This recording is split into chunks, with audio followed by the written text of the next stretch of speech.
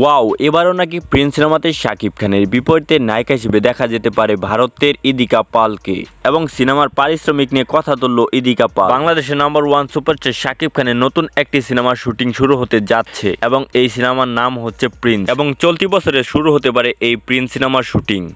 আর এরই মধ্যে গুঞ্জন উঠেছে এই সিনেমাতে শাকিব খানের বিপরীতে নাকি ইদিকা পালকে দেখা যাবে। প্রিন্স সিনেমার ডিরেক্টর আবু হায়াত মাহমুদ জানিয়েছে শাকিব খানের পাশে ইদিকা পালকে ভালোই মানায়, এবং বরবাদ ও প্রিয়তমাতে শাকিব খানের পাশে এই নায়িকাকে অনেক দুর্দান্ত অভিনয় করতে দেখা গিয়েছে। তাই এবারও ভাবছি শাকিব খানের পাশে এই প্রিন্স সিনেমাতে তাকে নায়িকা হিসেবে রাখতে চায়। আর এই বিষয়টি শোনার পর ভক্তরা অনেকটাই মুখ ফুলিয়ে বসে রয়েছেন, কারণ শাকিব খানের পাশে নতুন একজন নায়িকাকে দেখতে চায়। যদিও ইদিকা পালের বিষয়টি এখনো চূড়ান্ত হয়নি, তাহলে এই বিষয়টি সিরিয়াস না নেওয়াই ভালো। এবার জানবো পারিশ্রমিক নিয়ে কেন কথা তুলল ইদিকা পাল।